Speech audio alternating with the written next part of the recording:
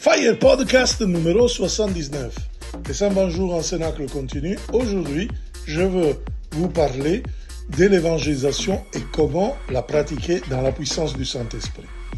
Permettez-moi de lire deux versets bibliques dans notre discussion, qui vont animer notre discussion. Éphésiens 4:8.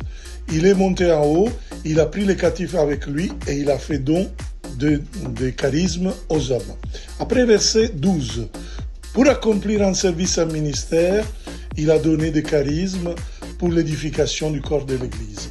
Donc l'évangélisation est à partager l'amour avec les autres, oui. Ce n'est pas simplement comme l'idée que parfois certaines ont, qui est simplement avec les paroles convaincre l'autre avec des doctrines, en parlant de Jésus, de la Bible ou je ne sais pas quoi. Attention, et révéler la puissance de Dieu. Donc on a besoin de charisme. Et pour apporter du réconfort, peut-être la guérison, la libération, pour révéler le mystère du Christ. Lorsque nous exerçons des charismes dans l'évangélisation, nous comptons sur la puissance du Saint-Esprit. Et plutôt que sur nos seules forces ou paroles d'encouragement. Les charismes nous aident aussi à prier avec une foi plus profonde, plus forte.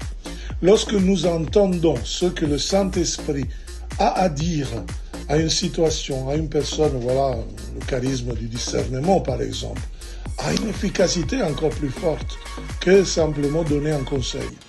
De plus, lorsque nous prions avec le charisme de la foi, avec la compassion de l'évangélisateur, nous avons un impact qui nous donne le privilège de servir ces personnes.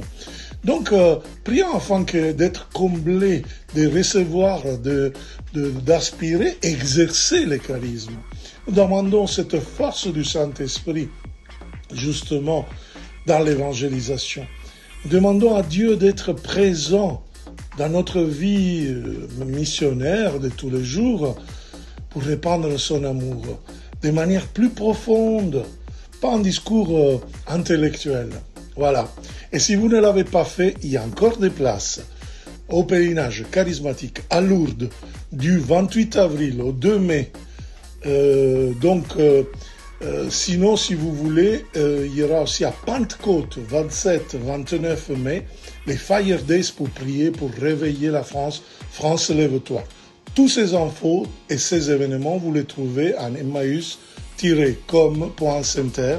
Inscrivez-vous et à demain.